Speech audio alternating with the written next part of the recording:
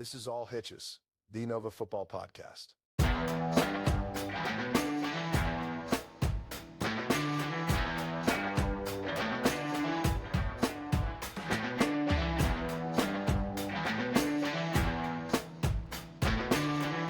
All right, welcome back to All Hitches, Nova's #1 football podcast. Coach Mesa and our special guest, Carl Frederick, the Adam Schefter of Nova, joining us. Prep Red Zone. How you guys doing today? I'm doing all right, man. I'm doing well. It's good to have Carl on the show again. Good to be back. Welcome back. Welcome back, Connor. Welcome back, Carl. How you doing, buddy? Can't complain. I'm back on the best show in Northern Virginia, so I'm good to go. And Carl, Mesa, Carl's been traveling all over, up and down Northern Virginia, from Alexandria all the way up to, close to Stafford, man. You've been all over the place. Yeah, it's been a fun couple of weeks between the media day over in Alexandria at Union Studios that Nova Sports Media team hosted. That was outstanding, great time. And I was also I went out the Front Royal for the Skyline 7-on-7. That was a lot of fun too. So these last few weeks gearing up for football, it's time. It's time for some pads knocking, some touchdowns, time for some real ball. Well, that's just it. So talk a little bit about before we get started today. And today we are doing our Prince William reviews, right? We're going to hit Cardinal and Cedar Run in a little bit. Before we do that, though, Coach Mason and I had some things going on, couldn't make it. Our guys over at NSMT hosted a phenomenal event, I heard, and you were there to document it all. Talk a little about it. Guys, from my perspective, I've done scouting and writing and reporting, going on shows for a few years now. That's the first time I've done a press conference the way they held it too. So that was awesome, and I think the message from all the schools that were there was the same too, because that's how NSMT was running it. They had me with representing All Hitches in Prep Red Zone. They had Dwight Vick from the Victory podcast. Yep. Yeah. They had my guy Nikki Walcott from the Washington Post, and Lady Monet, Real Monet with her Empire Broadcasting. That's an all-star crew. That's like the Avengers of Nova, high school sports broadcasting. And we assembled all at once, and really they would go school by school. NSMT, I'm talking, and they would Oakton was up first, and Coach Slay would introduce his squad.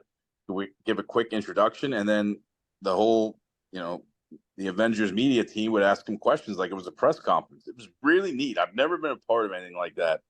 So that was really, I was humbled to go and just had a ton of fun. They provided plenty of food and coffee, so I was always going to be happy. But every team just seemed to have a great experience. I talked with Oakton, Madison, Patriot. I know we're going to talk about Patriot here in a bit. Osborne Park, they were great. I didn't get a chance to stay around later for some of the private academies. I heard LSA and St. James were there and had a great time. Nice. And Gainesville was there too. So overall, just a tremendous experience. And I think they want to run it back for next year and make it bigger. Oh, I imagine, right? People kind of feeling it out, and first time they had success. I'm sure it'll get bigger and better every year now from here on out. Yeah, and schools are appreciative. I heard the Madison kids. I forget his name, but he mentioned really, it's really nice because these kids, a lot of them won't get an experience like this. High school football may be it for them, like it was for a lot of people.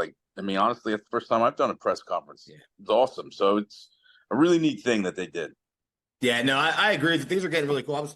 Took my son to college, over the weekend, and or yesterday over the weekend. But one thing he was saying to me as we were talking about this stuff, whether it's the show that we do now, whether it's even yourself. You started doing it a few years ago, but you've gotten your access and your coverage has gotten bigger. Obviously, we got our show. You got things like NSMT doing their thing. You got Dark Visors. He's like, man, things have blown up just in 2 or 3, 4 years. It really has. I wish they were doing that stuff when I was in school. Someone who graduated 2 years ago is saying, I wish they were doing that stuff when I was in school. Right? It's wild. I know. I think that coverage here in Northern Virginia, and rightfully so, might add. Right. We've talked about ad nauseum, guys, the talent down here that is really underrated. But the coverage down here the last couple of years has been phenomenal. I mean, with our thing going to all Hitches last year, jumping, with being your first year, it's a heck of a way to come into it with all the scandals and drama, and it doesn't seem to be slowing down. Yeah, that's what the Mason and I always say. That it 1 year in feels like we've been doing it for 8. That's well put. Well, look, man. I mean, a perfect segue because you mentioned Patriot and some of the other teams that were there, and so Cardinal and Cedar Run were obviously well represented at the event. So let's get into it, man. We're gonna start with Cedar Run today. Cedar Run, and you could argue, right, that playoffs, a shot at states is gonna run through one of these schools in Cedar Run. I mean, you could argue that. Yeah. I mean, I think those teams in Cedar Run, especially those top 3, Mm-hmm. are the best teams in the state. I think those 3 teams every year for the last few years have had a chance to win a state title. Yeah, so I mean, and it's tough, daunting for the other teams in that conference. But there's also a new team in the conference, kind of a new kid on the block. We're going to get into that as well, doing a flip flop in Loudon over there. So like we've done with all the other shows, we're going to start at last year's bottom of the standings, the Cedar Run, work our way up, and then when we're done here, we'll get to Cardinal. All right, so Osborne Park, gentlemen, that's where we're going to start off the road trip. What do we got here, Mason? All right, so Osborne Park last year actually started off with a big win, 41-0 against Manassas Park to kind of start the season, and then from there, they really never kind of got that back. They lost the rest of their games. Moving forward from there, just kind of struggles of their, obviously a rebuilding program. Right. Yeah. I mean, look, Osborne Park, Coach Holland, I think, young coach, energetic coach. I think he's going to do big things over there. It's going to take a little time, right? It's going to take a little time. Nothing wrong with that. We just covered the national last week, and same kind of thing. A lot of young coaches over there. A lot of teams that are kind of rebuilding and that kind of thing. And it's fun, and that's fun and challenging for a young coach. Carl, I know you've been following Osborne Park a little bit. What do we got? Who are some of the guys you're keeping an eye on in Osborne? Yeah, and I really like what Coach Holland is, the message he's building out there. I mean, OP, he went into this job, he knew, what was up against him too, and they really seem, just being around him this offseason, they buying into Coach Holland's message, and they're not backing down. So I expect improvement out of them in year 2 for Coach Holland. A few of the players too that have been around are nice looking players that can play at the next level. One is a senior lineman. He's back healthy now, Arbner Marina. He's got a couple of Division II offers. He's, in my opinion, a low FCS prospect, but he's a big, tough kid. I wouldn't say he's about 6'2", about just shy of 300 pounds. He's going to play a little center and guard for them. Again, like, he's back healthy. He's going to be a tough player. But then they have Daron Dankwa, who played, catches everything. He's going to be a two-way star, both on offense and defense. I saw him make a lot of plays at the 7-on-7 at the Skyline. Jonathan Brays, an all-conference linebacker, and an underclassman too, Jermaine Keith. He's a soon-to-be sophomore.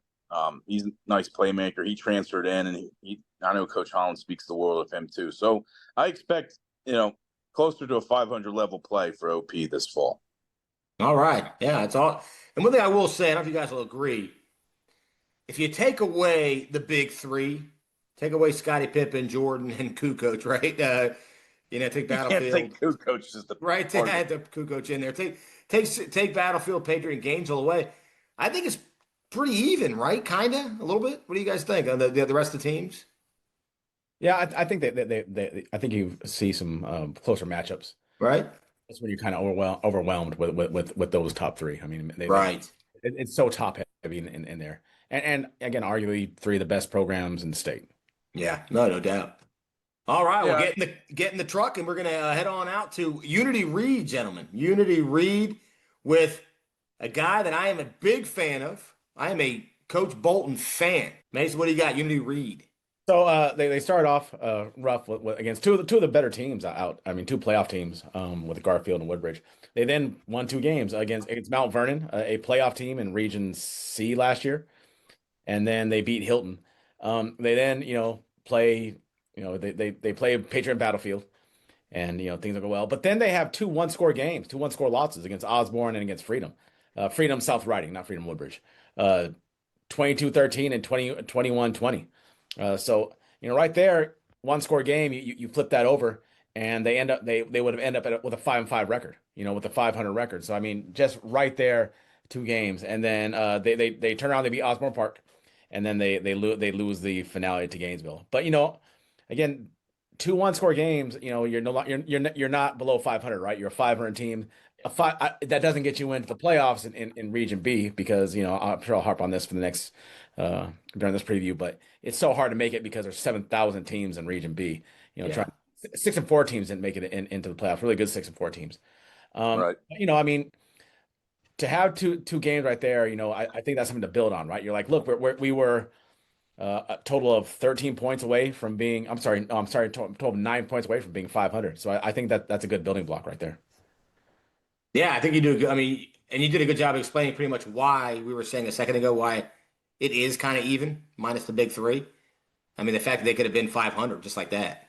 Right. Carl, Unity Reed and Coach Bolton's crew. What do you got? This is his first year too, there, right? He's just taking over at Unity Reed. Believe so. Yeah, they were another one with a coaching change as well. I think so. Possibly. You think I know that since I'm such a Coach Bolton fan? I should know that, but so they do. I mean, they got with this coaching change this offseason, they got hit with some transfers, and they seem to be getting hit with that a lot these last couple of years at Unity Reed. But they still have some players remaining. Senior linebacker Adam Saeed, I have him ranked in my top 600 for Prep Red Zone's 2026 class. He's a nice looking player, all conference material. But the real prize is lineman Ian Irvin. He is in my top 100 for the 2027 class, which it's a really deep class, in my opinion, this 2027 group, possibly deeper than this 2026 group, which I just broke down. Ian Irvin is a stud up front. He already has a couple of Division I offers. He's on the radar of a lot of Power 4 schools. He is a name to remember for them. Wow. I mean, that's solid. You get a guy, franchise guy on the O-line like that, man. That's key. So Unity Reed, was that all you got for us? In terms of the players, yeah. I mean, they had like Javion Pop Malden, who transferred to Lowndes Sports Academy. He was an all-conference as a freshman, as a linebacker, and he was going to play tight end. That's a huge loss. Marcus Ferguson, hurts. I mean, he transferred a couple of years ago. He's one of the top running backs in the state. He actually plays for St. Michael's. So that's what Unity Reed. They're a team that the last few years has gotten really, really bitten by the transfer bug. Unfortunately. Oh, that's rough. That's terrible to hear. Yeah. All right. Well, gentlemen, we are packing up the caravan. We're taking a road trip. You guys know where we're going right now? I have no idea where we're You going. don't know where we're going. We're going far, buddy, and a new destination in this conference. We're going to Independence High School. We're going to Loudoun County, gentlemen. So this is their first year in 6A. Yes, inaugural year in this conference. But they had 3 consecutive semifinal playoff appearances, if I'm not mistaken. It's a good program. They're an excellent program, and when they brought some excellent coaches, and maybe they might be the team, right? That might shake up this district. Yeah, Coach Windows' crew at Independence. I mean, you're spot on, Mesa. I mean, the guy's got a top tier staff. Yeah. I mean, didn't he bring from Stonebridge? He brought over Coach Mickey Thompson. Coach Thompson, yeah. I mean, that's Wow. that's good. It doesn't get much bigger than that. And they got a top flight quarterback, Nick Nassib. He's a senior this year, Division II level or higher kid. Eric Harris is a nice player for them. He just transferred in. Good wide out. Good. He's going to play a little safety and corner for them. So Independence will come into this conference and probably do well. Yeah, a couple other studs. A guy named Gabriel Goydam and Nick Tillman, big lineman, Nick Tillman. Yeah, you're right. And I agree with you, Mace. It's going to be interesting to see a team like Independence, going against Gainesville, right? Going against Patriot. And we'll get to our predictions at the end. Battlefield just might be a little tier above the rest. Yeah. We'll find out. That's just kind of our, maybe not, predictions, but we'll get to that later. But I really think I agree with you. I think Independence can play with a lot of these teams in this conference. I agree. All right. Well, quick trip to Loudon. Now we are heading back. And I'll tell you what, a little bit of story here. We'll have a little conversation here. We're at Osborne High School, and where we have a new coach, someone that Coach Mason, you and I know really well. Coached against him a few times when he was at Oakton. They got Mel Morgan, Yeah. and former coach Mike Johnson has stepped down, resigned. Yeah. So that's kind of where we're at. What do you got from Osborne, Mason? So last year they finished at 6-4. They actually won 5 of their first 6 games, losing to Colgan in week 2. But after that, they end up being Hilton, Potomac, Senior, Freedom, and then UD Reed. And then we talked about this last year during that streak, right? We said, okay, you're 5-1. Here come the big 3, right? Here comes Murderers Row. If you want to prove that where you're at, this is where you have to do it. And unfortunately, they were not successful against the big 3. But that's kind of no shame, right? I mean, not a lot of teams were successful against those teams, period. Right. Yeah. But it looks like they ended the year with the win. I think we talked before about ending your year if you're not a playoff team with a win is pretty big. But they finished at 6-4. But I think strength of schedule, because using the PowerPoints was going to be really hard for them to make it in a jam-packed region like they're in, right? Right. But I think building block wise, I think you got to think to yourselves, okay, we just got to get over the hump now, right? We've got to be able to knock off one of them. But unfortunately, with what's going on over there right now, it may be difficult. All of a sudden losing your coach, literally a few days before camp starts. But I think Coach Morgan's a great hire. I interviewed with Coach Morgan. I thought that was one of the schools when I moved out to Virginia. I thought I might have ended up there at Oakton with him. And he's got a pretty good pedigree too, right? I mean, he coached at Braddock for a long time and won a lot of games. And he had a pretty successful year at Oakton one year. I believe they finished at 500. I'm not sure. Yeah, right around 500. Yeah. I think they won like their first 4 games, right? Weren't they like 4-0 or something like that that year? So Coach Morgan can coach, and I think at least you have somebody who has experience coaching for a long time, and I expect them to probably continue to do well. Yeah, he can definitely coach. I mean, I'll tell you what, especially he loves coaching DBs. He's a hell of a coach. You go back to the Woodson team in 2018, and you go back and read some of the articles that are out about that team. If you go Washington Post or whatever in the archives, With the DC, right? yeah, the players spoke so highly of him. Yeah. Sort of the Buddy Ryan of that defense, right? He was kind of the mastermind of that defense they had in 2018. To have a coach like that, that's why it's so important to have a coach we talked about Fairfax last week and Coach Pannoni and Coach Donaldson and some of those guys that are there. It's so important to have a staff of experience. That's why something happens. It doesn't need to be something like this. It can be an injury. It could be something else. As Mason, it could be a coach getting knee blown out on the sideline. I'm just saying, right? It could be. Oh yeah, I forgot about that. It could be an injury. I mean, it doesn't have to be some kind of improper stuff. My point is, something could happen, right? Could be life stuff that you got to step down for a few weeks for. It's important to have someone on staff that you could be like, here, take the keys, Right. take care of the car for me while I'm gone. Right. Carl, I know you're a fan of the program. You're a fan of Coach Johnson and kind of what they were doing over there. Talk about it a little bit and some players. What do you got?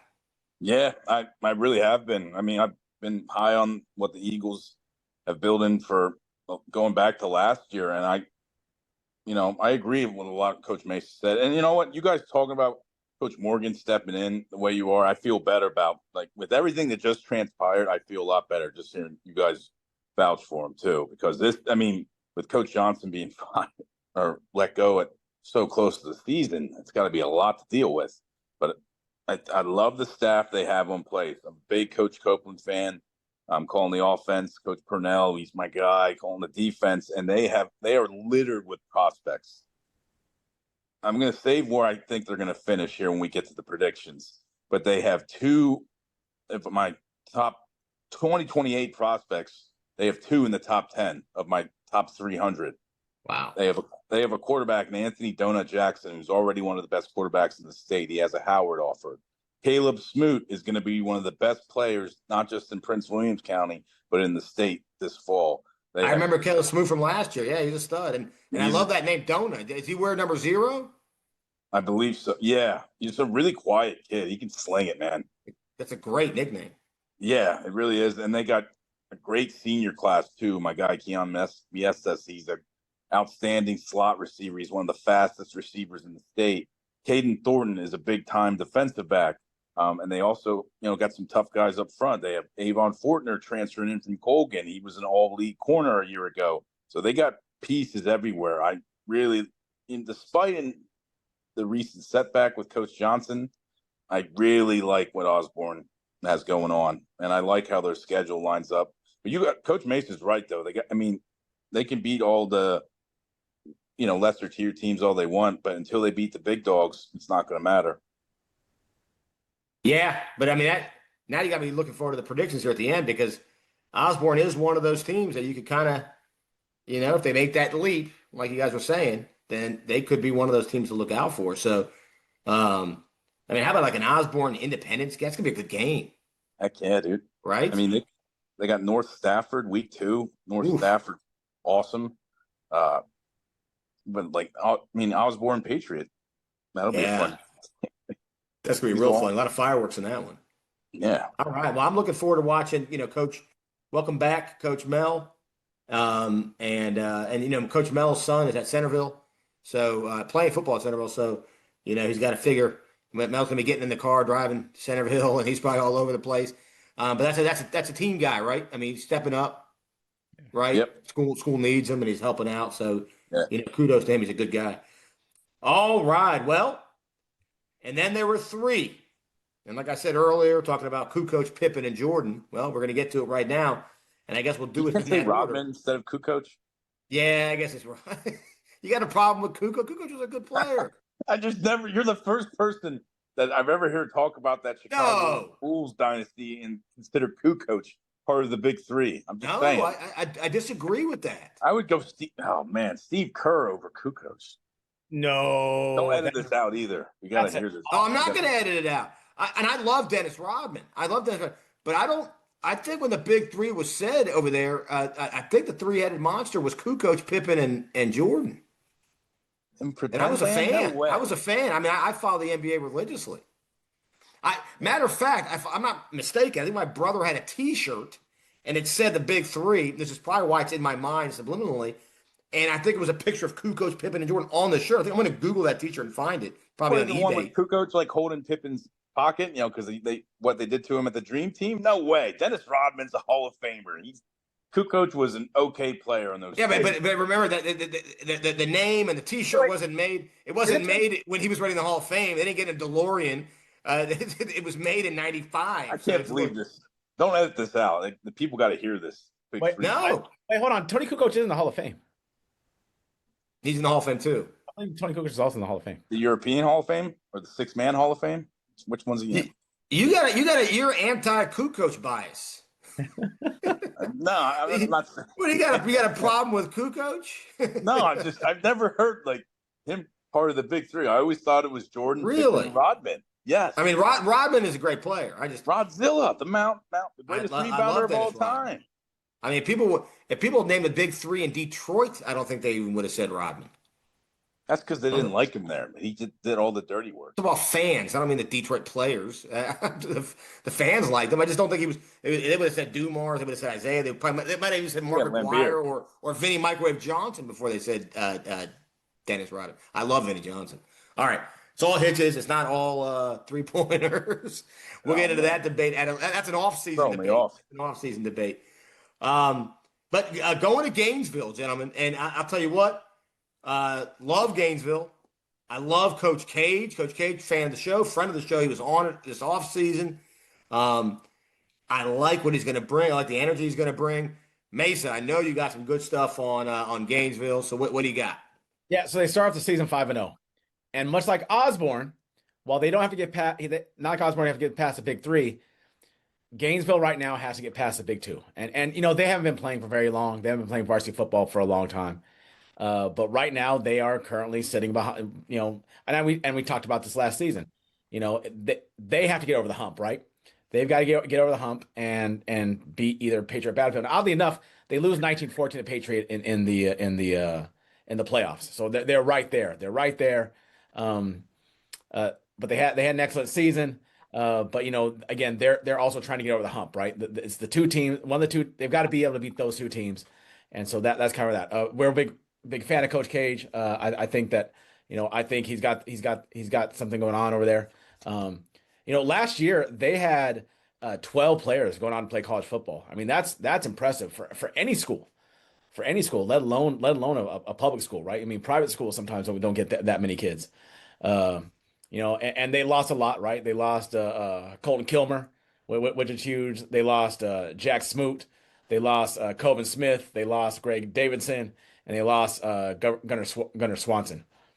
Then on defense, they lost Jeremy Stith, Carrington Knight, Aiden Washington, JT Walker, Max Desir, Surratt Gill, and Jaden Watts. They lost a lot, but That's a lot. I mean, you just named so many heavy hitters and guys that won like Players of the Week awards last year. But it looks like they're gonna be reloading, right? And I think Carl can talk about a little bit about what they've got reloading there. Yeah, and back to what you said, Coach Mesa. What's more impressive about that stat, them having 12 seniors play college football, is that this is only their fourth year of varsity football this year, if I'm not mistaken. That's really even more impressive. So I agree with you guys. Coach Cage taking over, I think, is going to do great things there. The energy is always great. He's got a lot of participation out there. Now they did lose a lot though, so I do have my concerns. What I feel good about though is the new quarterback, David Howe. He's already been an all-conference safety for them last year. He looks like he's going to get the first crack under center. I mean, and I've watched this kid for a couple years. He can sling it. I think he'll be a good dual threat for them. They will miss Kilmore, but I feel confident in David Howe's ability to step in as a senior and he's going to be a two-way starter. Because he's too good at safety not to play in defensive level. And Gainesville has a reputation of being big and tough up front, and they did lose Smoot and some other guys, but they got Reed Hobbs coming back, one of the top-ranked seniors in all of Virginia. He has a bunch of Division I offers. They also got Evan George, one of their captains, coming back. He is a mean, nasty, old-school right tackle. I love watching him run block. They got a couple other guys, too, and Dylan Wynn transferred in. He was an all-conference lineman from Lewis last year. So they're still going to be tough up front. Isaiah Dugan on the outside. He just committed to Hampton. My buddy Cole Lang with Prep Red Zone's been high on him for a couple years now. So congrats to Dugan on his commitment to Hampton. But they got to replace Coven Smith's production. I'm trying to figure out what they're going to do at running back.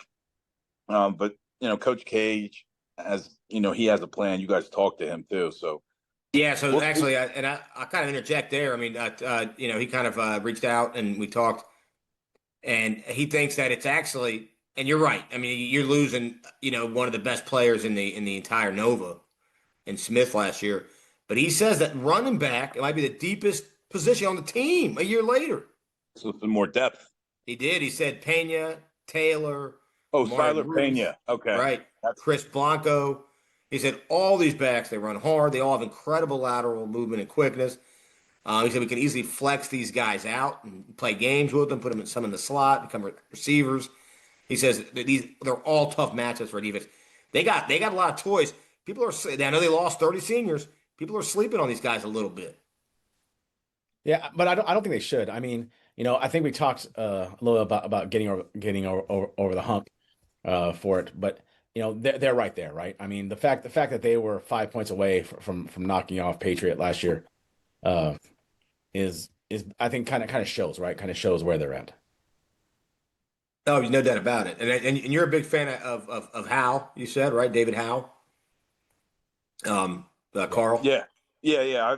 I've watched him, at 7-on-7s, and for a couple of years now. And I thought at the Prince William County Showcase, I thought he was one of the best quarterbacks there, and that was a really deep quarterback room too. So yeah, I'm a fan of Hal, and he's a tough SOB. Like, he's played everything for Gainesville, and it's his time to start. I think he's going to do well. I agree, and it adds a different dimension, right? I mean, we all loved, Colton Kilmer and that rocket arm of his, but a true pocket guy, though, right? So it does add that different dimension. Right. No, I mean, it's going to be a very versatile option for them. So I'm curious to see, like, the depth, because I know they're, Gainesville's, that everybody's bought in there. They're getting a lot of participation. So I'm curious to see how the running back position goes. Because Tyler Pena is one I'm a big fan of. I forgot about him. But there's the talent's there for Gainesville. It's just about, can they take the next step? Yeah. Well, he even talked about, because you got to remember, we talk about, I know Mason and I were, at the Vienna Youth Clinic, as we talk about Vienna Youth, Centerville Youth, and all that stuff. Gainesville Youth, man, that's all the youth coaches all the youth commissioners talked to said, man, they are loaded. Yeah. Now they do feed into to both there and Battlefield. I think another key thing is the coaching staff he brought on. I mean, look, so he has Joe Farrick, his quarterback coach, went to Guilford.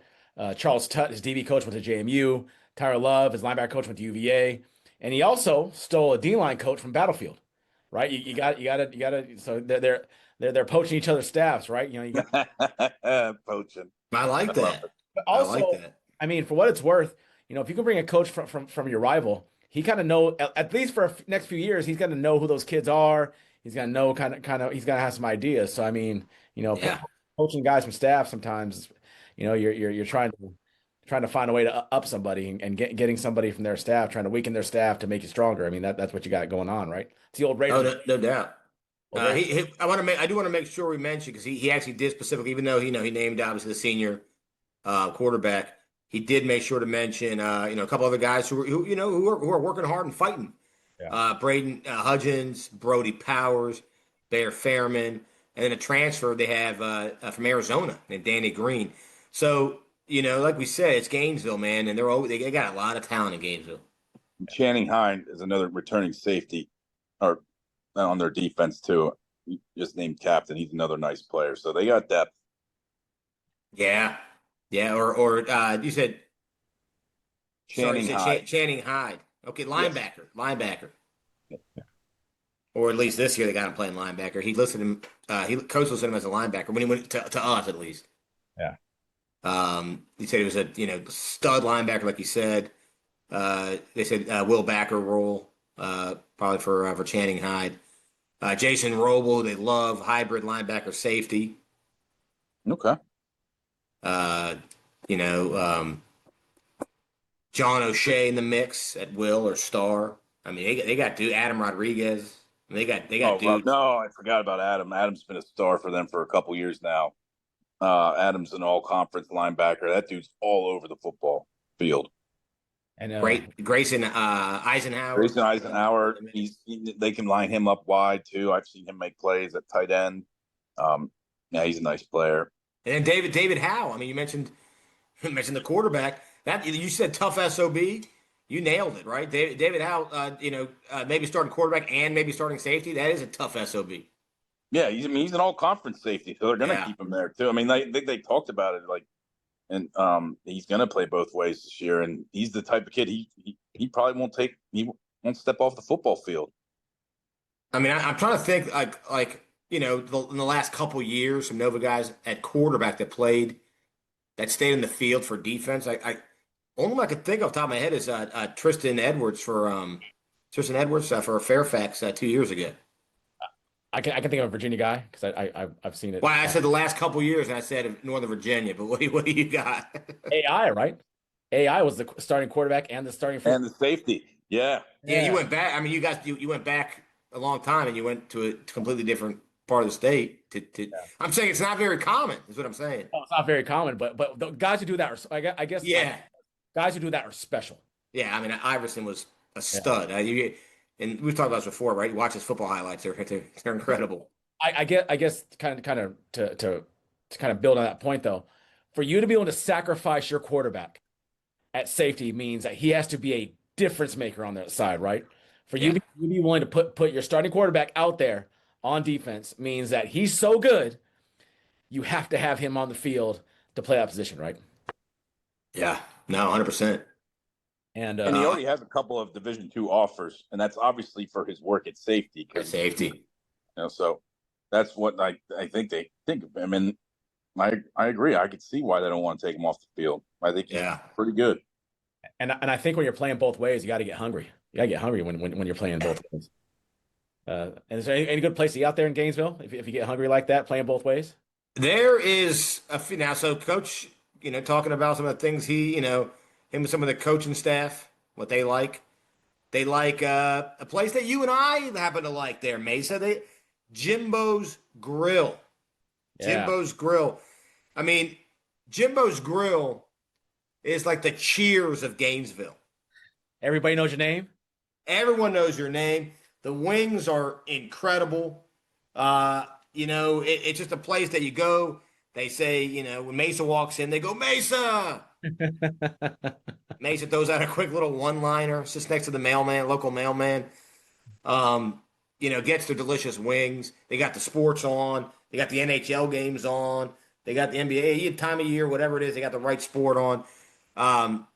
They might even have all Hitches on the YouTube channel on Friday nights. They have. It's just a place you got to go to. So this year, Jimbo's Grill. Coincidence, literally one of the favorite spots by Coach Cage and company. Also happens to be one of our sponsors this year. So I always like that when it's right. We're picking the right spots, right? We're picking good setup, right? We got sponsors that happen to be the favorite places of the coaches. You got to love that, man. So if you're out in the Gainesville area, you'll be hearing that all year. Go to Jimbo's Grill. Do yourself a favor, get some wings, enjoy yourself. And you got to love the blue. I'm a blue cheese guy. How about you guys? Ranch or blue cheese? I don't put a sauce. I just eat my wings. I don't put like. I should have figured. Mason, Carl. I'm worried about Mesa's palate. I'm a little worried about Mesa's palate. How about you, Carl? Ranch, blue cheese. What do you got? I'm more of a blue cheese guy, but blue cheese. A little Coach zest. Mesa set you up with that sponsor plug there. That was a fastball. So you shouldn't be coming at him so much. Just saying. One thing about that I did want to talk about with Coach, he did talk about, and he talked about in our interview with Coach Bruton leaving, and the credit he gave to Coach, right, Mesa? I mean, so much credit to Coach for leading that program, starting it off. And he mentioned that again, and he said stepping down after starting the program, leading for 4 years and all that kind of stuff. And he's been running the defense. But he thinks they're going to have a lot of similar concepts, right? They're talking about schematics, very very similar concepts, but changes, little tweaks. And we hear that a lot from a lot of the new coaches that came in, right, around the area. A lot of them not doing wholesale changes, but just some tweaks, little things here and there, make it their own. But I think a lot, especially the coaches who are coming from really impressive programs. You don't want to tweak it too much, right? I mean, they've got a formula going. You kind of want to stick with the formula, evolve over time. But I think all coaches do that, regardless. But you don't want to come in and just kind of kick over the furniture and just because you want to make it yours. Look. If it ain't broke, don't fix it, right? I mean, if you got a well-oiled machine, you're not like, well, let's throw out this whole car and kind of beat it up, right? No, I agree. I think if you're that's a recipe for disaster, right? If you're just changing stuff just to change it because now you're in charge. No, 100%. Yeah, I agree with you. All right, well, Gainesville, can't wait to see them try and make that jump this year. I know Coach Cage is excited about it. So we're going to pull out of Gainesville and take some wings with us as we get in the car here. Some of the best wings in town from Jimbo's. And we're going to head over to rival Patriot. What do you got for us at Patriot, Mason? Patriot last year during the regular season, much like everything I'll talk about when we get to Battlefield, lose the Battlefield, but then is able to redeem themselves in the playoffs and knock off Battlefield, which is the first time I think they've beaten them in 4 years. but when it mattered, right? And I think a lot of people were worried because I remember we were shocked when we saw that Garfield knocked off Patriot by like 2 scores. I think it was 40-27. A two touchdown. Huge upset. Yeah, huge upset. Huge upset. And so we're like, ooh, what is that? But then they proceed to lose, I believe, the next week to Battlefield. Then 2 weeks later they play them again and are able to knock them off. Now I know some key players weren't in that Battlefield game, but I mean, still they were able to get over the hump, right? I mean, it was they'd gotten beat a few times by him for the last few years, but they were able to knock him out in the playoffs, which was huge. Yeah, talking to Coach. Coach loves their senior leadership this offseason. Loves it.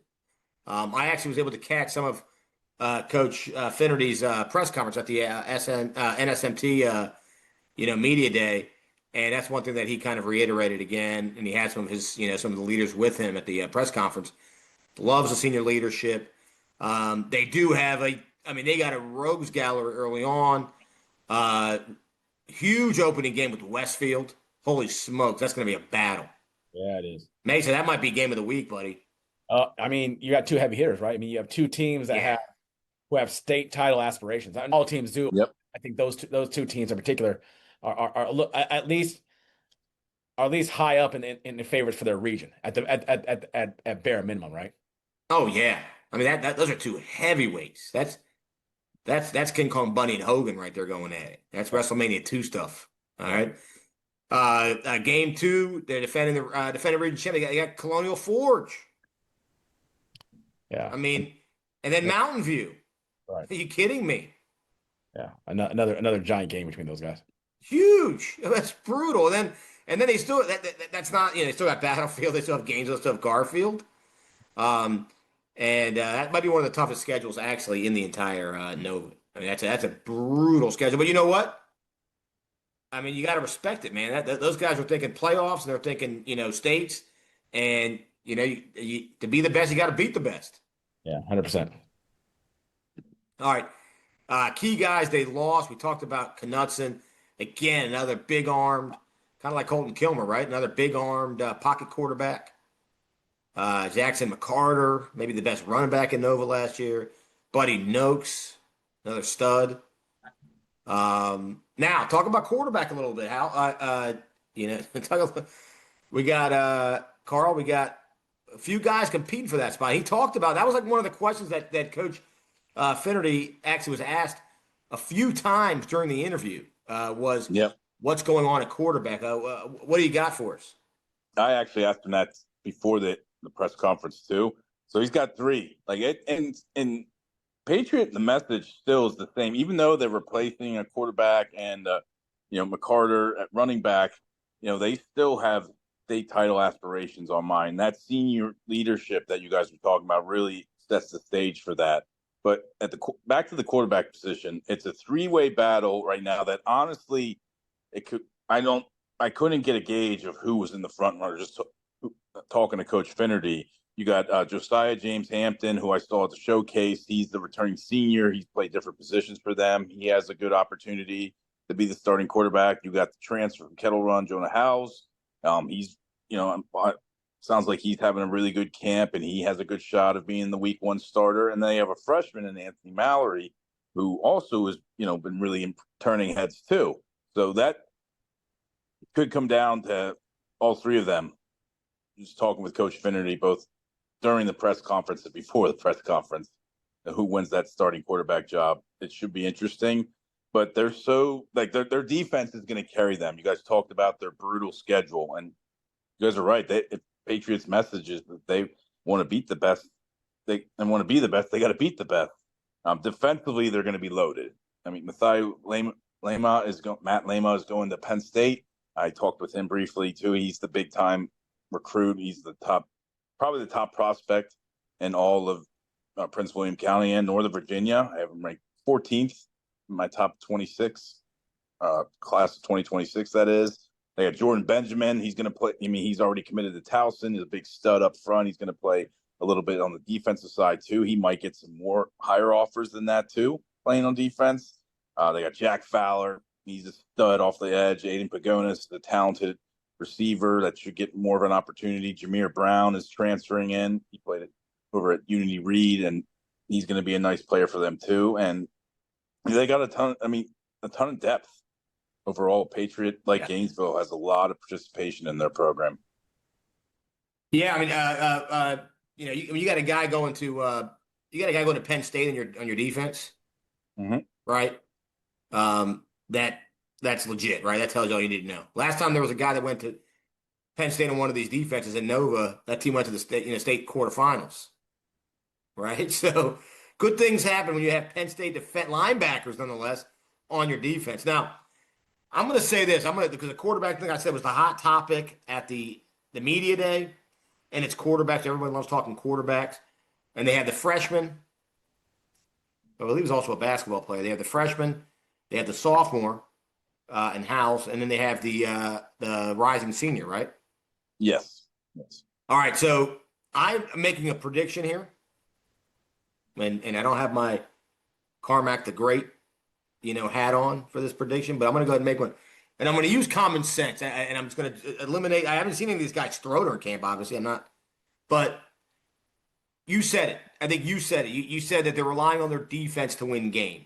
Yes. And so I'm going to assume, now barring, depending on what's going on, obviously, in camp, but if I'm coach and my defense is going to be killer this year, and I know low-scoring games, tough opponents, I want probably a veteran QB, who's not going to make a lot of mistakes, going to game manage the game, right? Probably a senior coordinator. It's not going to be a freshman. Probably won't be not if I'm relying on my defense. I need to game manage these games. So just based off of that, my gut tells me, at least early on, the senior gets a shot early on in these tight games to kind of game manage it and not make any errors the way a young kid would make. What do y'all think about that, huh? What about that analysis right there? Yeah, I mean, I think especially when you're playing for a state title, you've got to think down the road, right? I mean, you got what's the best for us this year, right? I mean, they're not building for the future; they're building for the now, right? Right. So, 100%. So that's my gut there. Running back, he did say running back by committee, right? Yeah, that's what they're going to do. They got a few guys there. Davion Grant is the name to watch there. They do have a few guys that probably get opportunities. Lewis Kenberg. Jameer Brown and Grant are two names that he said, so that's solid. I mean, look, Patriot, one of those schools, right? Like we said, like Gainesville, they reload. And Patriot too. I mean, they can go back to a two-back system. They have before as well too. So don't be surprised if Grant, Brown, and Kenberg all get good amount of carries too. Wide receiver Aiden Pajonas, I mean, a stud. He tore it up in the playoffs last year. Mm-hmm. And then Braylon Addy, they love Braylon Addy. Oh yeah, Addy breakout. He's a guy that's going to break out too. He was really crisp route runner. I saw at the showcase. He's going to get an opportunity. He's one Coach Finnerty pointed out too. Is when I asked him for key newcomers too, that's going to break out. Braylon Addy. Right, and also other part of that is the O line. Solid players on line, but just not as much depth as the year before. Right. Yeah, I'm thinking an O line that doesn't have a ton of depth. Yeah, you're going to want you're going to want a veteran QB who can kind of move around a little bit. I agree. Yeah, I could see that happen. I mean, he really didn't want to. I understand why he wasn't going to tip his hand there. He spoke highly of all three of them too. So, well, I think legitimately, I don't think there was a hand to tip. I believed him. He said they don't have one right now. He says they didn't even. I mean, they were only like 2 days in the camp before that, or 3 days in the camp before the or whatever it is, week one. I mean, it's only been a few days when they did that interview. So he said it. He said, but by the time they make that decision, I think he said we'll have 400 hours of film or whatever. He threw out some crazy number and said we'll have so many hours of film on all of those quarterbacks. He's like, and the decision will be based off of that. So, yeah, I don't think he was keeping it secret. I legitimately think, when he was asked those questions, there was no decision at all. Nope. So, and that's the way you should approach it, right? Gather your film and break it down and see who gives you the best chance to win ball games. Yeah, doesn't want to tip his hat either. Keep that competition open during camp, right? Because it makes camp better because so many guys are competing, right? No, they're not going to take reps off. So, no, that's smart. All right. Well, gentlemen, Patriot, the coaches there like heading to the Velocity. Yeah, now he claims best wings in Prince William County. Now, what I will tell Coach, if he says Velocity is the best wings in Prince William, you know what that means, Mesa? What's that? That means that Coach has not been to Jimbo's. That doesn't mean What that means. Because Jimbo's has the best wings in PW. We all know that. Yes, all right. Right? A friend of the show, Jimbo. Okay. We got a Velocity here in Ferris. Love Velocity. It's good stuff, all that. But it's no Jimbo's. Jimbo's is king when you and they're all in the same kind of neck of the woods out there, Patriot and Gainesville and all that stuff. So if you're out there, you got to go to Jimbo's. All right. We are moving out, and it's that triangle out there, right? It's Patriot, it's Gainesville, and it's Battlefield. King of the Hill, Battlefield. Mesa, take it away. So Battlefield has not lost a regular season game since COVID season, March 12th, 2021. They have not lost a regular season game. So that is What a stat. 3. That is 43 wins in a row in the regular season. 43. Holy cow. So this senior class has never lost a regular season football game. They haven't lost a regular season football game since these guys were in the 7th grade, I think. Would these kids have been in the 7th grade in the COVID year? I'm trying to think. No, I'm wrong on that. These kids would have been in elementary school the last time that they lost a game. What a program.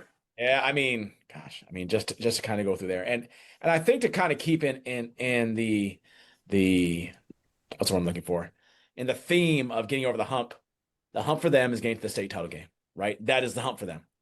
You haven't lost a game in 43 straight.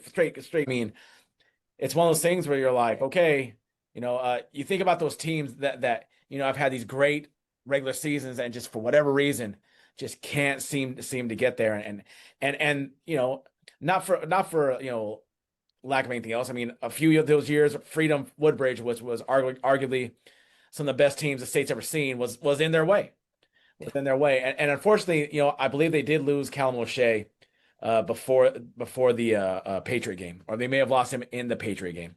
Yeah, early. I think it was early in the game. Early in the Patriot. I think wasn't it the week before against Garfield? I'm not sure. They played Garfield the week before. But either way, they lost a key guy. He's playing Division I football, stud player. When I went and watched them play Woodbridge last year, I went live. That kid. I remember one year, Deshaun Foster came in because he was looking at one of our kids when I was coaching in California, and he was like, "Give me a tough tackle over giving me a fast kid. Give me and Callum O'Shea is a tough tackle. That kid runs through everything. I'm not saying he's small, but he's not some bruising. He's not Derrick Henry, right? But that kid has a motor and he can go. And I think when you lose that ability, especially that quarterback position, I think it hurts a lot. So they rolled through their season. They didn't give up double digits until the Patriot loss, and then they only give 10 points. Wow. They did not give up more than double digits all year, and then give up the one time they do, it's only 10 points. It's only 10 points.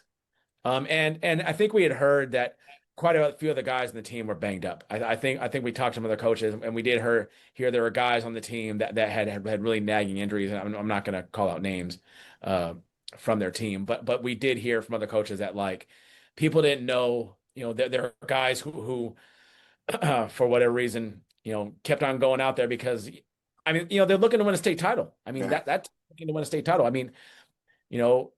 I think you and I both correctly named them. They are the Madison of Prince William County, right? That's who they are. Just hard nosed, grind it out, and ultra talented. They had a ton of talent over there. Yeah, Coach Hatfield, right? Tip the hat off to Coach Hatfield. What a stud coach. Done an amazing job of keeping the greatness and then taking Battlefield to another level with this undefeated streak in the regular season, like you're saying.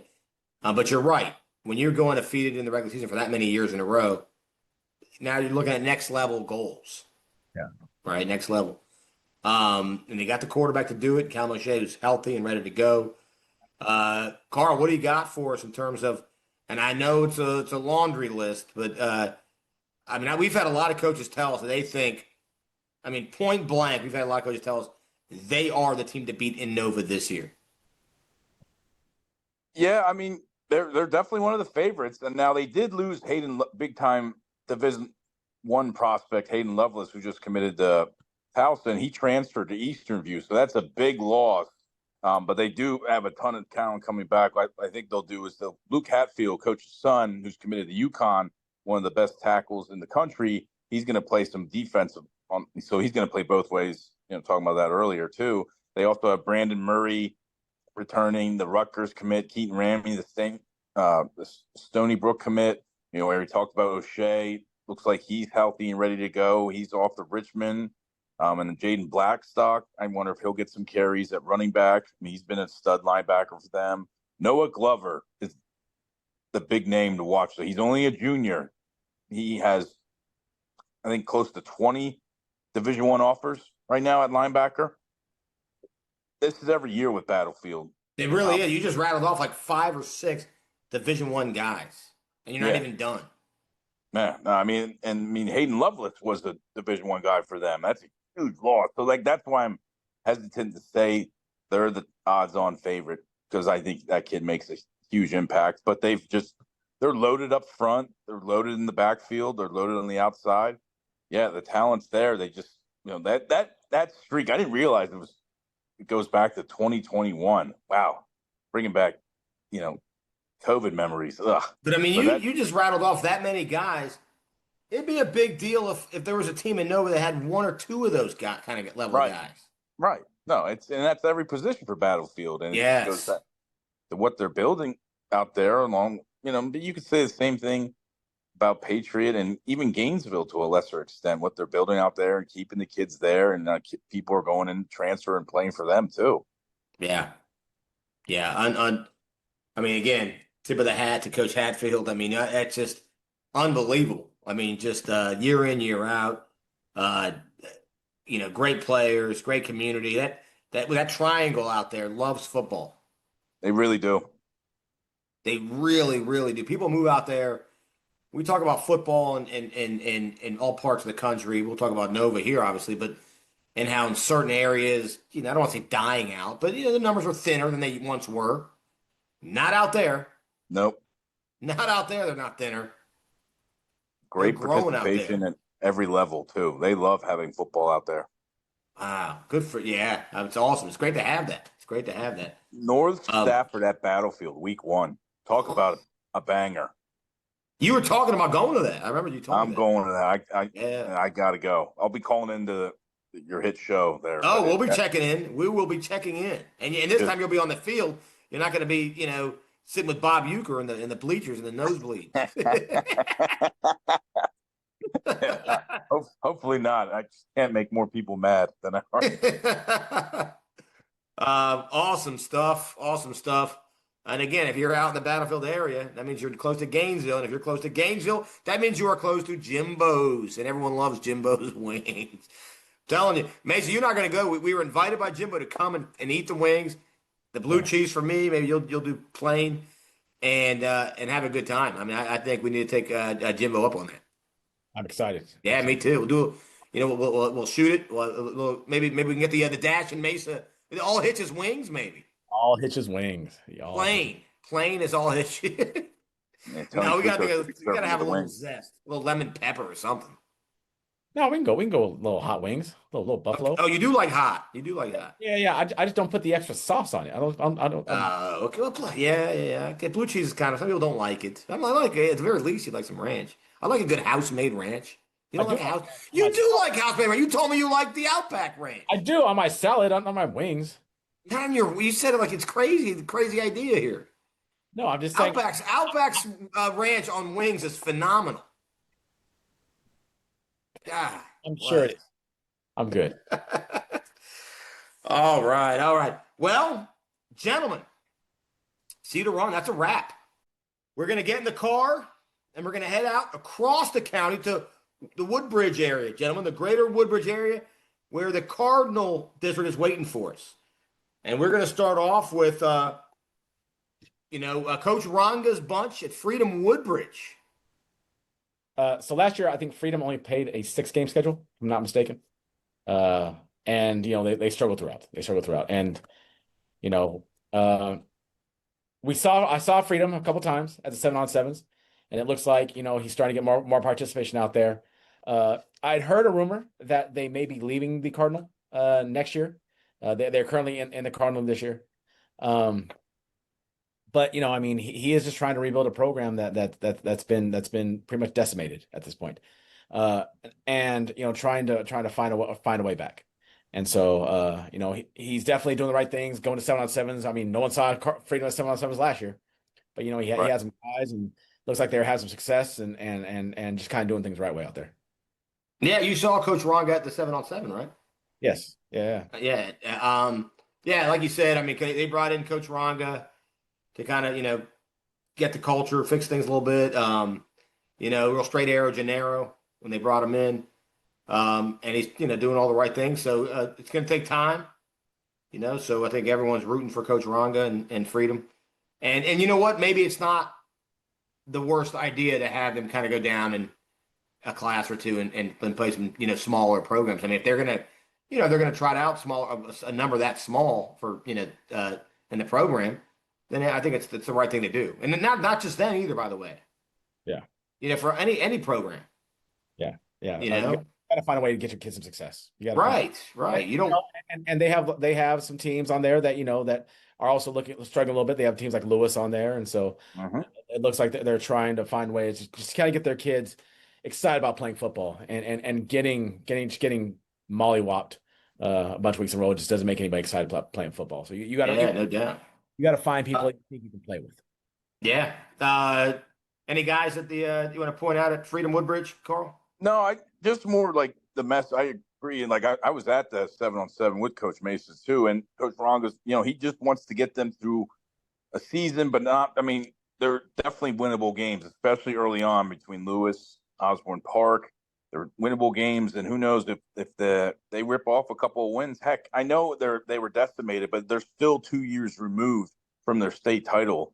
It's not that far away. They are still. If there's any of that left, maybe Coach Ronga can find it. Yeah, no, you're right. All right, well, we wish Freedom Woodbridge the best this year, and we'll keep an eye on them. All right, we're going to drive down the road a little bit, not too far, and we're going to visit the Hilton Bulldogs with Coach Frank Cologne. Coach Mason, what do you got? Well, last year they finished at 2-8. They were able to Osborne Park and Freedom. But I think the tough thing is you have a formerly powerhouse, right? I mean, Hilton football was dominant for a very long time, right? I mean, they played in a lot of big games, and it's trying to get them back into relevancy. And I'll go back in. We saw them at 7-on-7 at Oakton. You and I watched them, and we were like, man, they got some kids who can play. They got some kids who are pretty good over there. So hopefully they're able to and I'm not saying Rome's not built overnight and just have an immediate return to their former glory, but I think that Prince William football is better when you have a traditional power like Hilton, right? The blue and gold of Hilton playing in big games. Yeah, no, I agree. And even though we weren't able to talk to Coach Cologne, we did talk to Coach Byron Woods, who's over there, friend of the program. Coach Woods, point out a few guys that he kind of likes, right? Coming into the season, some studs. You got Malik Muhammad, 6'2", 190, wide receiver, safety. And we saw some of these guys at the 7-on-7. They look good. You like Malik Muhammad too, don't you, Carl? Yeah, no, I have him ranked high. And looking at Antonio Pride's another one I really like too, a defensive back. I hope he's healthy too. But looking at Coach Cologne's roster, at least on a huddle, it looks like, I know it's super early in his tenure, but it looks like he has a good amount of kids out, which could be very encouraging.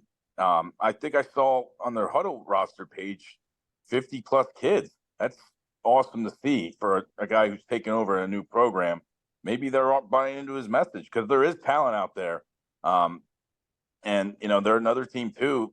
that while I don't have high expectations for them, if they can rip off a couple of wins early on, maybe they're in the thick of things. Who knows? Yeah, that's a good point. I'm glad you mentioned that. I know, we were high on him going into this last season with, the Van Acker kind of era kicking off. I think Mesa had him as his dark horse to win the conference. And things just didn't work out, for whatever reason. They had to go in another, it's like a third coach in 3 years, I think, and that's always a shame. But it, like you said, it could have easily gone south and you got to get another new coach in again. And in Mesa, you and I said that at the 7-on-7, we saw their numbers and we were like, man, Coach Cologne he's kind of, building something over there. And I think he's a community guy too, right? I believe. Yeah, he is a community guy. Yeah. So that's good. Some other guys that were highlighted, some O&D linemen, Antonio Elder and Eddie Segura Herrera, big O lineman and D lineman, big tight end, 6'2", 220, Chris Speed. That's a good name, Speed. Big tight end, he can run down the field to catch a ball. Tight end summer, tight end fall. Tight end fall, like Darren Waller, right? Big tight end, Speed. Junior track guy, Anthony Harris. All right. Antonio Pride, you just mentioned him, did you? Yeah, no, I was high on him a year ago. I know he was coming off an injury heading into his sophomore year. It sounds like he held up this past year. I like Pride a lot. I like Malik Muhammad. He's one of their he's probably their highest ranked senior I have too. I've liked him for a couple of years. But I'm pretty sure I was on board with what you guys were saying about Hilton 2 years ago too. Like I thought they were a sneaky contender and it just didn't work out. So it's Coach Cologne. It seems like he's been around the Hilton program and maybe he's going to, bring stability to the program and get them back to a winning way. Yeah, no, I agree. A couple of guys, state, Ryan Smith, state champion rugby player. I like that rugby player. Mm-hmm. Don't see that everywhere. So again, another team we're rooting for. Like Mesa said, Nova football is better when teams like Hilton are winning again. So we'll root for that. All right. Well, we pull out of Hilton, gentlemen, and we're going to go visit Coach White and Colgan High School. What do you got for us? Well, Coach White is his first year, but let's kind of recap last year. Last year, half again against Lake Braddock, it was 27-20 at the half, and then Braddock kind of pulls away, scores 34 unanswered points in the third quarter, and ends up going not well. They did pretty well throughout the season. They lost to Garfield, Stafford, who was no joke, right? And then they have a game against Woodbridge. They lose 28-17 to Woodbridge and 24-21 to Potomac Senior. I mean, you have a chance at two games right there where, again, you go from 6-4, 4-6 to 6-4. Now, I don't know. I think with PowerPoints at the time, maybe they might have had a shot at the playoffs. I know Carl was really big on Colgan. He thought that they were going to make a run last year. But unfortunately, they ended up having to make the coach Scott, if I'm not mistaken, correct? Right. He stepped down. And brought in a coach from Brentsville who's done really well over there. Coach White's a winner, man. Yeah. Are you done talking about them? Yeah. So I was high on them under Coach Scott too, but Coach, he stepped on. He's on Colonial Forge's staff now. But Coach White comes over from Brentsville where he won a lot of games. I'd have to check his winning percentage there, but the dude's a winner. And talking with him when I did their team preview. So Colgan is, I still think they have an outside shot of making the playoffs this year. I honestly think they may be a year away. Just talking with Coach White, he really likes his underclassmen. But in terms of seniors this year, George Hall has been one of the better quarterbacks for the last couple of years. And not only Prince William County, but in the entire region. Then they got the Musselman twins at receivers. Those kids can play. Justin and Tyler Musselman, two nice players there. So Colgan, that's the second year in a row Lake Braddock has done that to them, where it's close at half, and then Lake Braddock goes on one of their offensive onslaughts and pulls away. But they're another team too. A couple of bounces last year, and they're in the playoffs for the first time in school history. Yeah, a couple of things about Coach White, and he emphasized these things. One, culture. Yep. That's a big one for him. He says the best teams don't play for just wins; they play for each other. I like that. So again, I mean, you got a guy coming into it. Like, there's a lot of talent over there, Colgan. I mean, and Mesa, that's the first thing I thought about too, is that Braddock game. Yeah. Yeah. No, I mean, Um, to compete like that against a region winner, right, is pretty big. yeah, he loves the O line. I mean, you love the O line. There's a lot. I mean, there's a lot to like. Then, if you like the O line, that's good stuff. That's good to hear that. Um, he feels like it's a hardworking group. You know, but he really does feel like the O line and the strength is a big positive for his team. He says they're tough, they're hungry, they're unified. Again, I love to hear that. There's an edge to this group, and they got something to prove. Blue collar, blue collar mentality. Again, I mean, he's really pushing culture and he says that's what's gonna. He said the fourth quarter is what kind of got away from him a few times last year, and this is what kind of that culture is going to win games in the fourth quarter. Aggressive style of play, flying to the ball, a lot of communication. I mean, again, he's preaching all the right things, man. I like Coach, and no wonder he won a lot where he was. Well, and he must really believe in the program to leave a successful program, right? To leave and go somewhere else where, for what's worth, they have not made the playoffs. They have Right. Right. So he must see something there that he really can build on. Right. No, you're 100% right.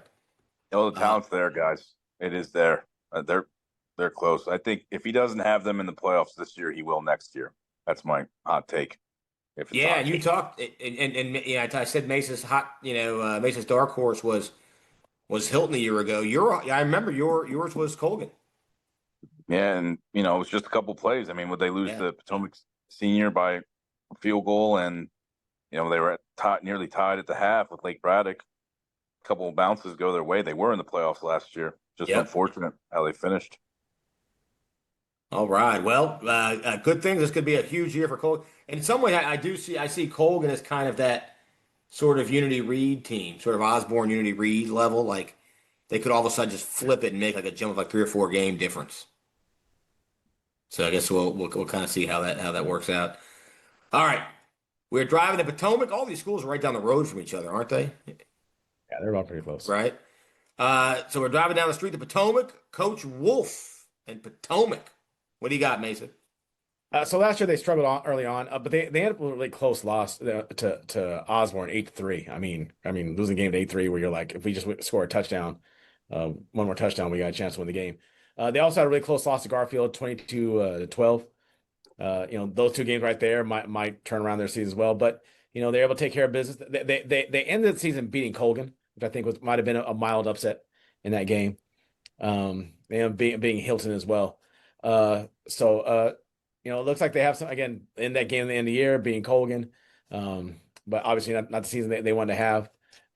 Their non-league schedule, when you open up the season with the Gainesville and Battlefield Colonial Forge, I mean that's a tough 3-game stretch to start the season. Quite the measuring stick.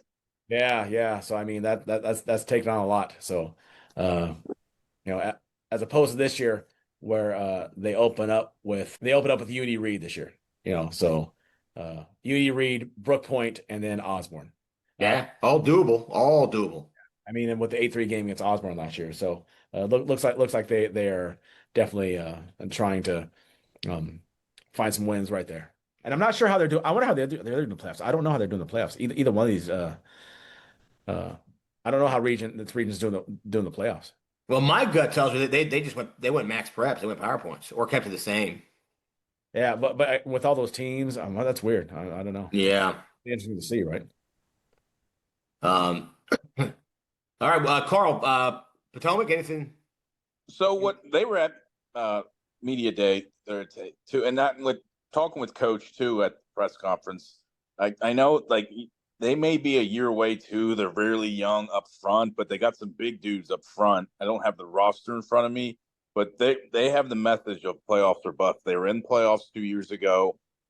They had a late run last year, didn't quite make the playoffs, but they recognize that the Cardinal district, we're going to talk about in a bit, outside of Woodbridge is wide open. They recognize the opportunity they have out in front of them. Yeah, no, I think you're right about that. I just like we are talking about the Cedar Run. I think Cardinal's the exact same way. Take away Woodbridge and probably Garfield, the top one too. And I think for the most part, probably not Freedom, like we said, they're trying to move classes, and I understand that. But everybody else, I think, is fighting for third place. Yeah, in my opinion, and we'll get into that, I guess, in a little. We do our predictions in a few minutes. All right, let's pack up the caravan. We drive to Forest Park with a new head coach and Coach Benson. Forest Park. What do you got, Coach Mason? Coach Benson, a young coach. I believe he's only 27. He'll graduate, but was a former coach on the staff last year. So this is where my complaint about Region B comes in. They were 6-4. They were 6-4 last year with their 4 losses to Mountain View, Varina, who I believe was in the state title.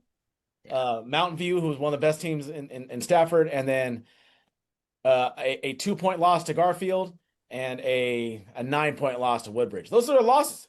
And they don't make the playoffs, which is it's criminal, right? I mean, Forest Park could beat a lot of teams in the playoffs in the other regions, right? I mean, they absolutely could. They could have knocked them out just as easy in Region B, but because of the Stafford teams and all of Prince William.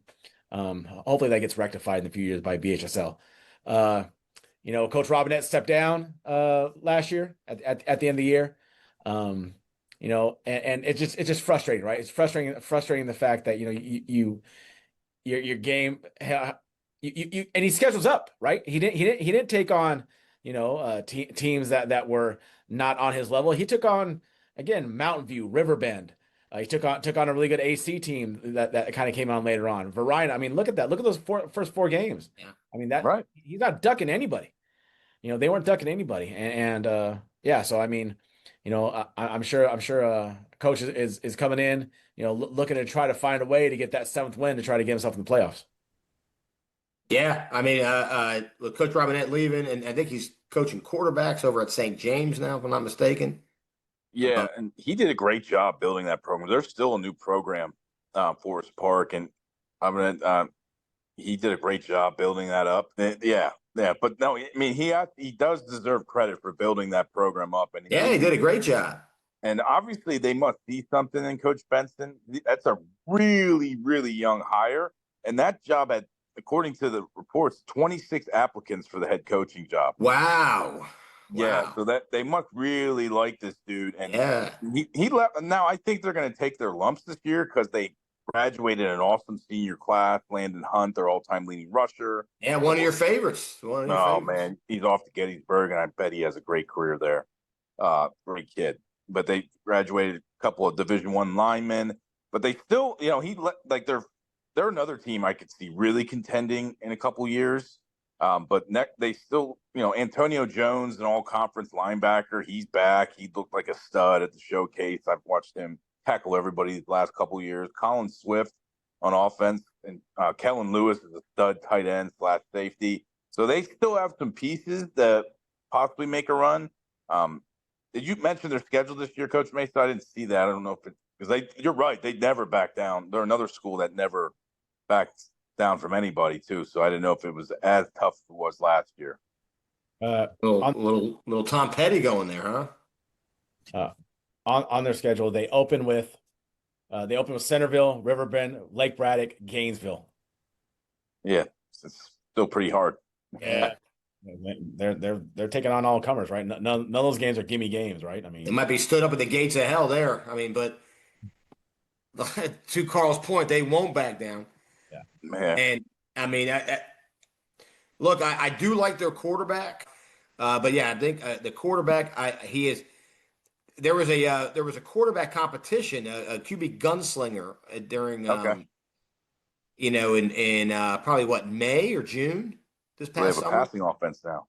Yeah, well, that's what I was curious to see if you've. Are they going to open the offense up a little bit? If they got a quarterback winning gunslinger competitions, maybe it's time for them to go a little run and gun, a little Mesa style here, a little run and shoot, maybe. I think they need to spice things up offensively. Just watched in the last couple of years. So they were 6-4, and Coach Mace is right, and Coach Robin talks about in last year. It's a shame they didn't make the playoffs, but still, I mean, they were too talented, in my opinion, to be 6-4. Yeah, I agree. no, I totally agree. All right, so Forest Park and Coach Benson, we'll see what they do. Keep an eye on that. See if they kind of take a step up or maybe step down with the young roster. All right, gentlemen, and there were two, and then there were two, and I mean, people are saying this is the two to look out for in Cardinal. We'll start off with Coach Edmonds' squad, Garfield. Yeah, so we were big Garfield guys last year, you and I. We liked him a lot. And I remember I went to that Lake Braddock scrimmage, and I was like, I wasn't sure what to. I knew what Lake Braddock had. I wasn't sure what Garfield had, and Garfield gave Lake Braddock all they could handle. They gave them all they could handle, and I don't know how this keeps on happening. At least last year, you get Gainesville and Battlefield, or Battlefield and Gainesville, Patriot and Battlefield back to back. All these teams in the Cardinal seem to have gotten them on back-to-back games in their non-district. So they open up beating Union Reed, and then they end up playing Gainesville and Battlefield in losses. Losses. They end up having some close games against Potomac Senior and Forest Park, but they'll pull it out. And then came their big win, right? Their signature win last year was that win, or that 40-27 win over Patriot. No one saw it coming, right? No one saw that coming. And then that set up essentially was a championship game for them against Woodbridge, and Woodbridge ended up beating them 22-7, which is a big rivalry. I mean, those two schools are hanging out at the good old Potomac Mills Mall, getting themselves a hot dog on a stick. I don't think they have a hot dog on a stick, but they're hanging out at the Potomac Mills Mall, maybe shopping at some outlet somewhere. They're right there between each other. But maybe at Mark Mosley's hot dog stand over in Potomac Mills. Oh, possibly. And then they end up going to the playoffs, but losing and losing to Battlefield, which has happens to a lot of people. But what a season for Coach Edmonds at Garfield. Yeah, I mean, and look, you talk about bringing back, like you said, the guy, right? I mean, he's, of that part of I mean, look, in that part of Nova, that's Lamar Jackson, right? We talk about some of the quarterbacks, some of the better quarterbacks, top of my head, right? Ty Jackson, Cole Sandberg, right?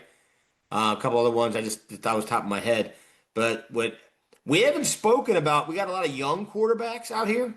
Yeah.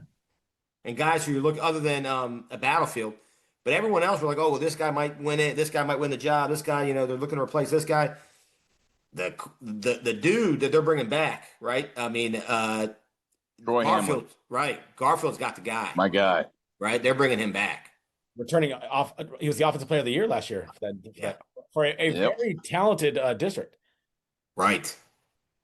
Hamlin he can run, he can throw, he can do everything.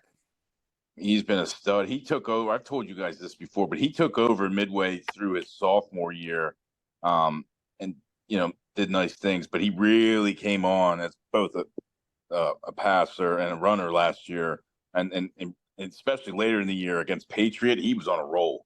Troy Hamlin is a top 100 ranked prospect in the state. I think he's an FCS level kid. Not quite sure if he has any offers yet, but he's back under center. And they got a lot of other guys back from that, that playoff team that made a nice run. Eric Nelson at linebacker, he's back healthy. He got hurt before week 1 last year, or he would have been one of the top linebackers in the state. Now he's back as a junior. They got some tough guys up front, Sean Granados Mora, named one. They got some guys on the outside, Warren Crack Freeman. Yeah, his nickname is Quack. He's another guy, running back. He'll make some plays for them. He'll have to replace Herman Jackson. And the big move, another big move this offseason is the addition of LJ Richards. Yeah. One of the top remaining uncommitted prospects in all the 2026 class. And he's playing linebacker and running back. Mm-hmm. That's a tough duo to stop, buddy. You guys know that talent. I do think they're going to have to find a way to replace James Blackman. Is that right? Am I saying Blacker? Blacker. Yeah.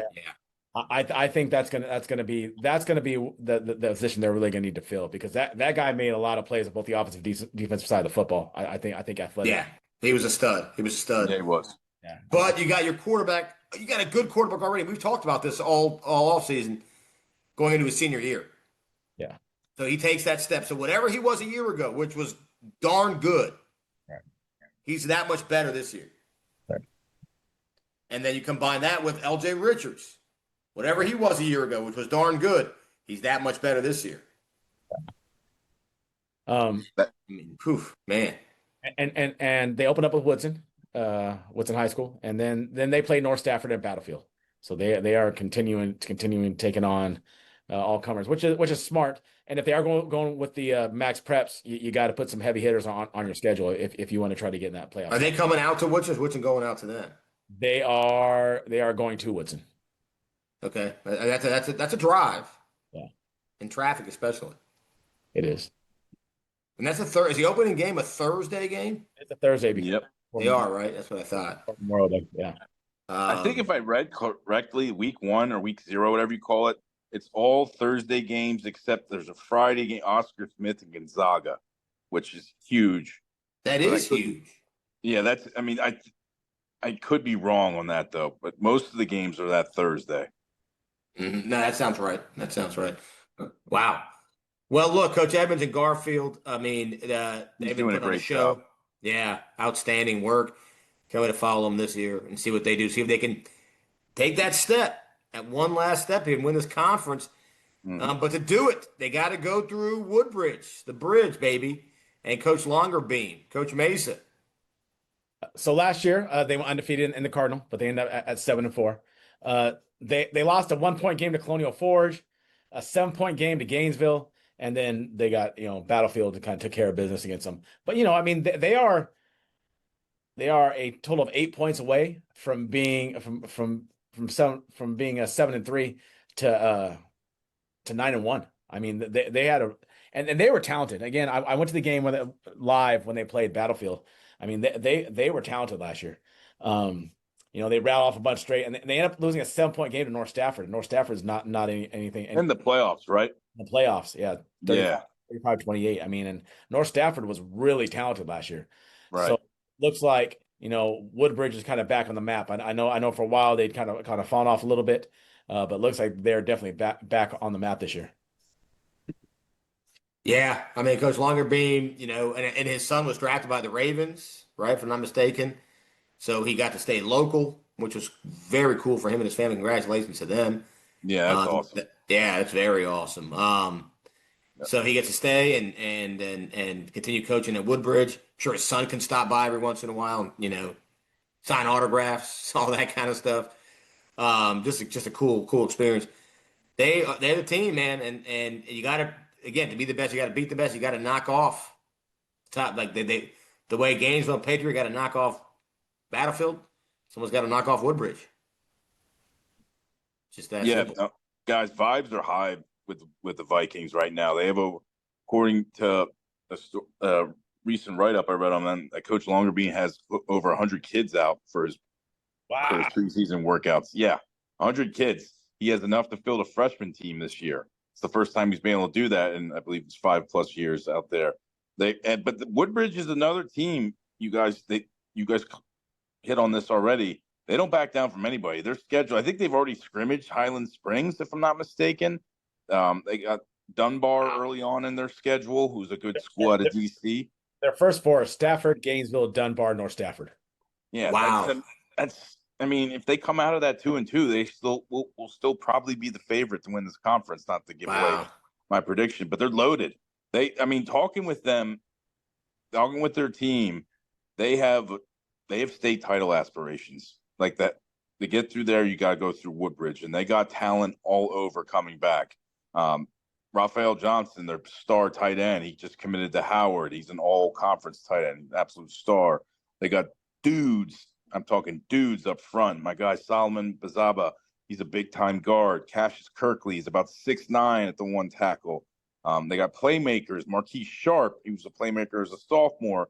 Vinny Hill transferring in from Gainesville. Remember that name, Vinny Hill. That kid. I remember Vinny Hill. Yeah. He is one of my favorites. He's going to come in. Now they did lose the quarterback, right? He ended up going. So that's Denari Hill, the big time quarterback prospect, transferred to St. Francis in the offseason. They have Caleb Tucker, I believe, who's going to be the starter, and he was going to be the starter at Freedom after the Evans kid graduated too, if I'm not mistaken. At one point, I think he's battled injuries, but the vibes are high, and a lot of people think highly of Tucker as the new quarterback under center. He's finally going to get his opportunity. So the vibes are high in Woodbridge, man. And I love Vinny Hill. I'm glad you brought that up. That was a big time move. He was all Hitches Player of the Week.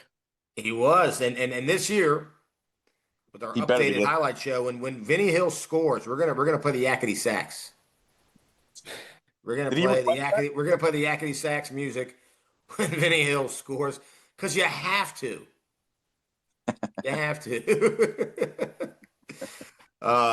Who doesn't like a Yakety Sax? It makes everything funny. I'm surprised you didn't request that. Oh man! Well, look, we didn't get some food places from some of these coaches. Unfortunately, we had to break our streak of naming outstanding food places. Woodbridge, if you're out in Woodbridge, you got Potomac Mills, and like you said, Mark Mosley makes a mean hot dog, and he did in 1992 when I went to the Mark Mosley hot dog stand at Potomac Mills. I think it's now shut down. It's now no longer there. There was a Fuddruckers out there, but they also closed. You said, Mason. They did close. Yeah. And they were just but they said Fuddruckers back 20 years with the product over there, right? You didn't like the fries. Yeah, it was bad towards the end. Yeah. The only Fuddruckers left is the one in Dulles. We got to find out what school. When we start covering Loudon, we got to find out what school's near the Fuddruckers. Rockridge, maybe. Rockridge. Always liked you, Rockridge. Always liked you. All right, gentlemen. I mean, that's a wrap on two conferences, not one but two.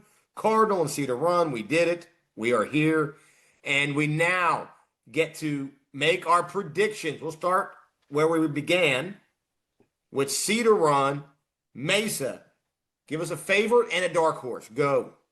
So my favorite is much like Lake Braddock and my Ric Flair thing.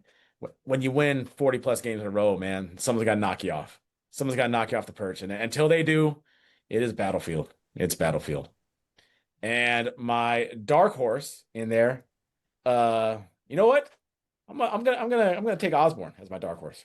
There you go. Like that. Taking Osborne as my dark horse. Wow. I think you just stole Carl's pick. It's like fantasy draft. Definitely. Yeah. All right, Carl, you are up.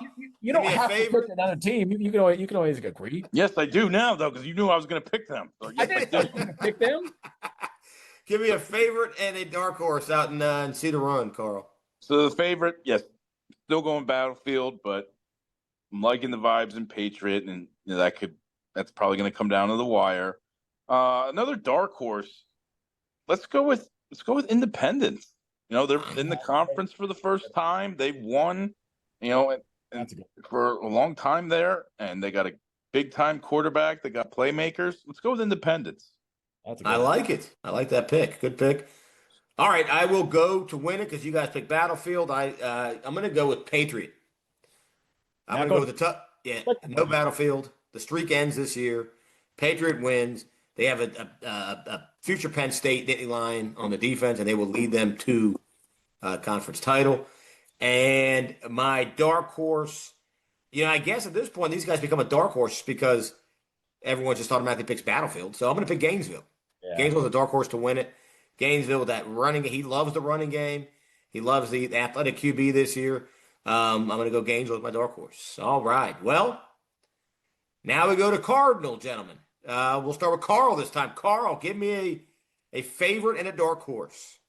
All right, so my favorite is Woodbridge, and that I don't just mean in the conference. I'm buying the hype. I think they're a sneaky state title contender. I really do. A dark horse, I'm gonna go with. I think Hogan. I'm gonna go with Forest Park. There's got to be something to why when you have so many applicants for a job and you hire. I would wonder if he's if not the youngest guy to apply for the job. They must see something, and Forest Park has been building something for quite some time. Now, if they can, figure out the forward pass, they'll be my dark horse. Mesa, give us a favorite and a dark horse. All right. I was a big fan last year. I'm still a big fan. I'm gonna go with Garfield. I like Garfield to win there. And my dark horse, I'm gonna take or you took Forest Park. Yeah, Yeah, that's what I thought, man. I'm gonna take Colgan. Yeah, Yeah, good one. I'm gonna take Colgan as my dark horse. that is a good one. You might have taken mine. So I'm going to go Woodbridge. I mean, everything I'm hearing from, it was either Woodbridge or Garfield. I think everything I'm hearing from Woodbridge. When you said that they had 1,000 kids at their practice, I decided that was enough to lure me that way. In terms of the dark horse out there, you know what? We did it last year and we were wrong. I'm going to do it again. I like what Coach Cologne is doing. I like Byron Woods. I think he's got a couple other guys over there that we know from our old friends of ours, Mesa. I'm going to go with Hilton, my dark horse. Yeah, that's a yeah that yeah. Nova football is better when Hilton is good, and I'm gonna go with Hilton. I love the blue and gold, man. I love the blue and gold. Yeah. Yeah, I do love the gold helmets and the blue jerseys, navy blue. I'm with it. Yeah. Yeah. All right, gentlemen, we did a lot tonight. Did a lot of action. I think we actually got it down in record time. Not too bad. Did the best we could. We didn't even mention any of the 504 squads. Yeah, we got a couple of those. We got a couple things we can talk about. We might lump them in next week with Loudon. We will. We got one more. Loudon, and we don't. One more show. One more show. Are we gonna do all? Are we gonna do all three of those? Yeah, I think we lump everybody in one show. It's kind of a. Okay. It's a little. We're gonna throw a little. There's only a few Loudon teams we're covering this year, which is new. A few Loudon teams, which is pretty cool. A couple private school teams, which is also new and cool. And we'll throw the 504s in there. So, so one more show for the most part, and then we're ready to start the season. Yeah. So, we got the last scrimmages, which we will be calling, right?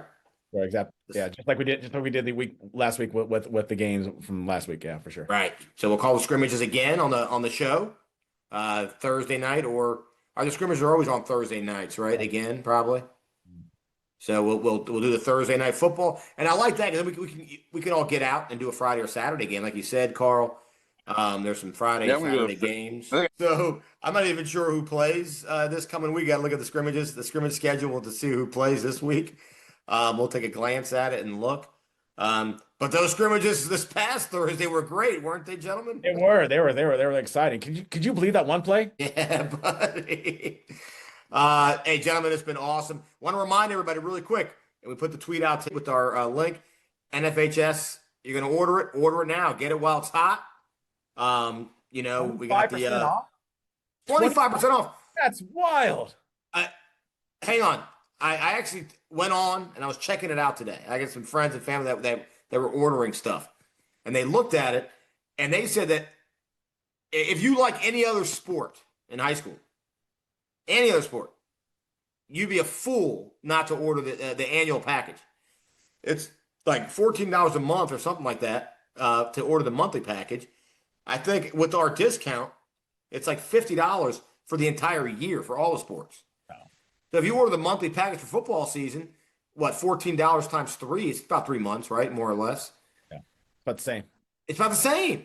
And then you get all the other sports for free for the year. Right. So that's now I got to, make sure you use our link, obviously. Use our Hitch 25 when you're doing that. And, good stuff. So get out there and order that. Also, the website. Yep. All these articles Mesa's putting out there, and Carl's written some. Mesa's got them. They're on the website. We're putting them up there on each team. So check them out. The merch, we haven't even begun, and we will once the season starts. We haven't begun to kind of, if anyone has a chance, go on the website, look at the merch. Link's up now, right, Mason? It is. There's some fun shirts on there. These are not the shirts you're going to find at, this is not grandpa's old gear. You're going to find some fun shirts for each team. Yeah. Not all teams. Just, about a third of the teams, I guess, in Nova. Yeah. We want to see how they sell first before we do it. So check it out. Some good stuff on there. All right, gentlemen. Well, it's been fun. We'll see you guys next week on All Hitches from Carl, the Adam Schefter of Nova Frederick, and Coach Mesa. See you next time. Yeah. See you, gentlemen.